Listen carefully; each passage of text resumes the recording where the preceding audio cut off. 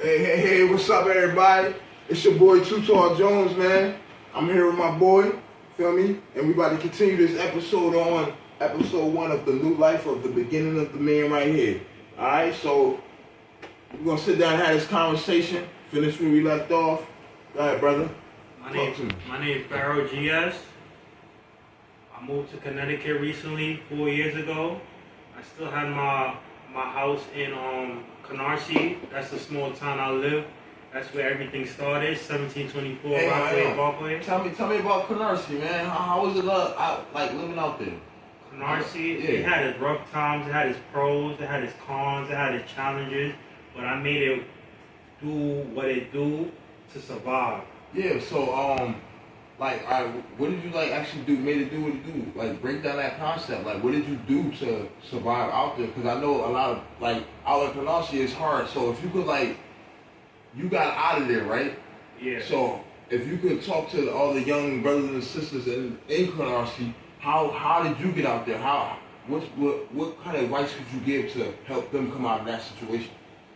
To come out that situation, you really gotta stay motivated. You gotta stay inspired. You gotta think for yourself and don't befriend a lot of people off of just smoking weed and off of just smoking weed and off of just being on the block and hanging around females that don't benefit you in no type of way. So the way how I came out of Connecticut, the way how I came out of Canarsie is I stuck to my creativity mind and I par with my family and stayed close to my family. And the close friends that I had that I call family, I stayed with them too. Yeah, I'm listening. I stayed with my family and the close friends that I stayed with my family. As a close friend that I call family, I stayed with them too, and I try to bring everybody in. So, I'll really cut you off. How did you try? What you mean by you try to keep everybody? What did you do to try to keep them in? Break that board down. I try to motivate the people that wanted to stay motivated, and I inspired the people that wanted to stay inspired. So, what did you do as a man to inspire them? What I did like a man to inspire them was try to perfect my craft as being a motivational speaker, and I try to perfect my craft as being a musician and an artist, and I try to perfect my craft of doing things that I was passionate about, and once they see that I was passionate about these things, is my creativity. So what are some of your passions? Can you let us know? My passion, I want to be a motivational speaker. I want to be the number one motivational speaker, and I want to be an artist. So, example, motivate me. Say I'm having a bad day and I'm going through some stuff and I'm in a slumps and I can't pull myself up. How would you motivate me as a brother to brother, a black man to black man? How would you motivate me to come about that? How I can motivate you is, I recently wrote one of my quotes and stuff from my thoughts, being a motivational speaker. It's like this: health is more beneficial than time, and time is more beneficial than money. Meaning, as you have to put your health first before the time, because you could always get time, but you can never get it back. But health will always make you have more time to stay on this earth, and the time is always going to be better than money, because money comes momentarily and sometimes it comes permanently, but time will always give you chance to have opportunities to build the income that you have. Okay, I get that. I understand. I understand that some perspective is made. So how did you break down that fundamental, that quotation? How can you apply that to me when it comes to everything? I understand time heals all wounds, that's your concept, but in the midst of my times, how can I heal from what I'm going through? What did you do as a man to heal yourself in the process of that quote?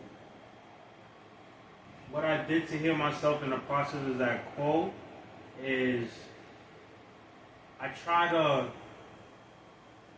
stay closer to my family and have them navigate me in a right path that will be beneficial for my life and will be beneficial for the people around me, the loved ones around me. Okay, alright.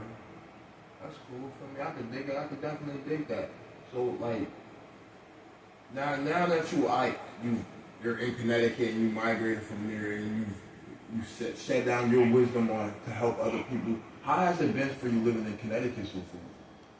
How has that experience been for you? The experience started great. Yeah. It started great. At first when I sold my house in Canarsie, when I permanently moved out here, I didn't think about like jumping in the streets full-fledged. I never thought about jumping in the streets full-fledged. Being that I lived in Canarsie, I had to go through that to become the man that I am now in Connecticut.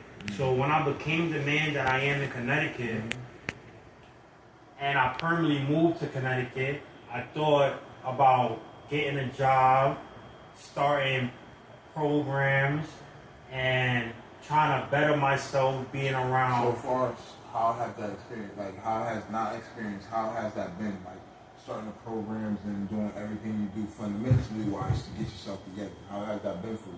Like, has it been hard? Has it been soft? Has it been easy? Has it been painful? Has you like, for me, what types of things you have engaged in? Like, for me, because I know women play a role in the development of who you are. Have you been dating? Have you met a lucky lady? Like anything like that, man. Be open to the conversation. The viewers they want to get to know who you are, not just on like what you basically how you been through this and that. For me, they want to know who you is as a person. So don't be shy to open up to the viewers and let them know who you are. For me, how your love life been, how a job worked, how hard it was holding that job, like stuff like that, man. Let them be interested. Don't just lay it down as simple things, because anybody can hold a simple conversation, but you want your viewers to know who you are personally.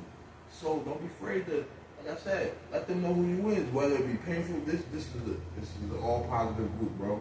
You know what I mean? So don't be scared to let the viewers know who you is, because this is going on your joint. You know what I mean? So let them know who you are. Alright, let them know your love, your ups, your downs, how you pull yourself out of it as a man. Like, for me, even if it was hard, because we all have our own hardships. I have my own hardships that I went through. I'm not perfect, but I do strive to be my own perfect in my own eyes, not nobody else's, in my own. And that's just make sure and all my viewers, y'all focus on that too. Perfection in your own eyes before you see perfection in others. Feel me? Self-validation is the best validation of all. Okay, so I'm gonna start off with work. So at first, I was feeling good about starting working and stuff like that. It got hard because outside got cold and stuff like that. I was pushing carts and stuff, bringing carts back into the establishment from the parking lot, and I was bagging groceries for the customers that bought the groceries in the establishment. So at first I was pushing carts and stuff like that, and it was getting tired, and sometimes I felt like I didn't want to go back to the job, or I wanted to quit, or I wanted to call out and stuff like that. But my mom played a big role in my life. Like, she's like my number one lady in my life. So when I was getting the motivation and inspiration from my mom and stuff like that to keep on going, to do the job and stuff like that, I was feeling up for it every day. But like in the midst, I'm listening. Look, keep talking. Hey, my boy in the corner, can you pass me that little thing right there on the side for me? Yeah. I'm listening to you, brother. I'm versatile. I'm doing my little sitting thing. Yes, sir. Right here. So commercial break. Nah, not yet. I'm just joking. In the midst of it, in between of it, like around 5 months, 4 months, I thought about like quitting a job and stuff like that, because it was getting cold outside and things like that. It was snowing, it was raining. But even though like Mother Nature was telling me not to do the job no more, I still pushed through it. I still prevailed through it for like a year and a half. So at the end of it and stuff like that, like I thought about getting another job and stuff like that. So I got another job before I quit my job, but the other job that I got did a background check, being that I was had criminal activities in Canarsie and stuff like that, going through like the phase of becoming a man. Yeah.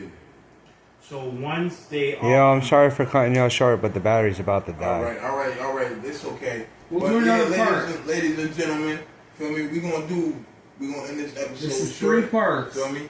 It's alright. We're gonna come back to it another time. This is episode 1 with my interview with my boy. Just a little breakdown, a little simple. But stay tuned for part 2 if you're interested. Like, subscribe, hit that share button, do what you gotta do. Feel me? Your boy Two Tone Jones, my gang in the building. We gonna come back and we gonna do this again. Mahuna Ha, Stoner D. Stoner D. Mahuna Ha and Mahuna Stoner Ha. D And and Oh my God. Manuki Miki Wawa. What? Saka Baka Wawa. everybody's here. Hi. Say hi. Feel me? Alright. It's my cast. We're gonna do this. Alright. People, main director. I'm the director assistant, but it's my first host. So wish me luck. Good Stay luck. tuned for next time. Thank you all. That was